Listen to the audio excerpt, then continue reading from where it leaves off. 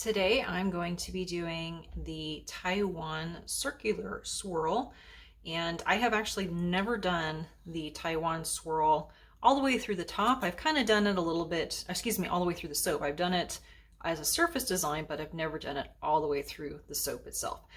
And with this, I don't have separators. I don't have enough of them. These are handmade ones, which they work fine. But I want to do two different batches today trying this. So I just have the two of these. So anyway, I'm going to be doing one of them with a Taiwan swirl and the Circling Taiwan Swirl, and then one of them with a One Pot Wonder. The main reason why I'm doing one of each is because I don't know exactly how these fragrances are going to behave. Well, I know how one of them is going to behave, but not the other one. And if I have any acceleration in there, I'm not going to have time to get the other one in. And a One Pot Wonder is super cool looking, so I'm totally fine with doing that. I have a lot of colors because I want to have a lot of visual interest, so to speak. So I'm going to be doing a summery soap. The main fragrance is Coconut Citrus Sorbet, and this is supposed to behave well in cold process. And I think it discolored to maybe an off-white, which is not a big deal. And then I only have 3.5 ounces of this. I don't know why it didn't come in 4 ounces, but anyway, I need 4 ounces for all of my soap, and so the other ½ ounce is going to be Mango Madness from Essential Depot. This one, I don't know if I said it was Brambleberry. The colors I'm going to be using, I have Slice Green Kiwi, that's from Wholesale Supplies Plus. I have Tropical Teal from Nurture Soap, Yellow Baby Duck from Wholesale Supplies Plus. Another one from them is Jazzberry Red, and then I have Sunset Orange from Brambleberry. My plan is to do actually 6 colors. I'll have these two combined in one. I'll have this one combined with white, so just uncolored batter, and that one, and then this one will be in the third one, and then I'll do my swirl from there. And when I take this out, so I will pour this one first, then I will take the dividers out and dump them in there, then I will divide the rest out and then pour it in there. I'm only going to fragrance half the batch first just to get this done, and then I will do the other one. I don't want to fragrance a whole batch, and then I'm stuck, like I start setting up in the pot, because that does happen. With the 3 sets of color variations, basically what I'm going to do is kind of a in the pot swirl, and then I will pour each one in, going back and forth. So I need to go ahead and let my oils in my lye solution come to the right temperature. I just finished putting everything together, so I've got at least another hour to wait, but I wanted to get this part out of the way. So we'll come back here in a little bit when it's time to get started.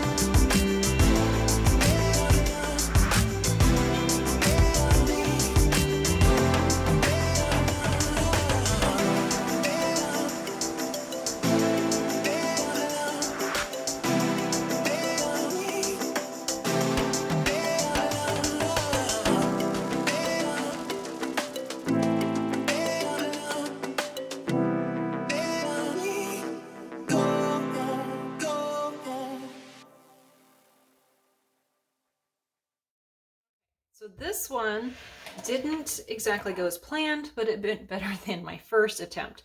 So this, the fragrance I used was supposed to be well behaved.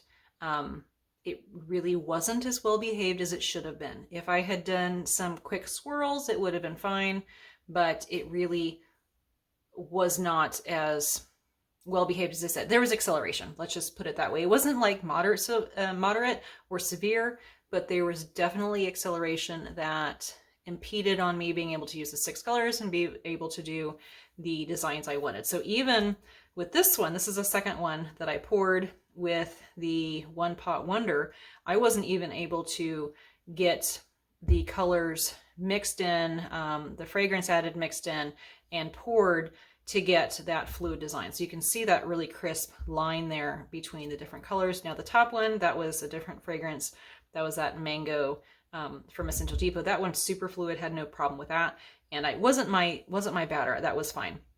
But it did set up more than it should have. So I would not use this fragrance for something that you want to do a One Pot Wonder or any designs where you need really a little bit of time. If you're just dumping and doing a hanger swirl, then it'd be totally fine, but not for something like this. So I'll cut this one first. This will be the normal, it's got some neat texture on the top. This will be done the normal way. And keep in mind too, this one was poured at the end, and it took me, I think, about 45 minutes from doing the first loaf to this one. So my batter was still fairly fluid, and some micas can accelerate your batter as well.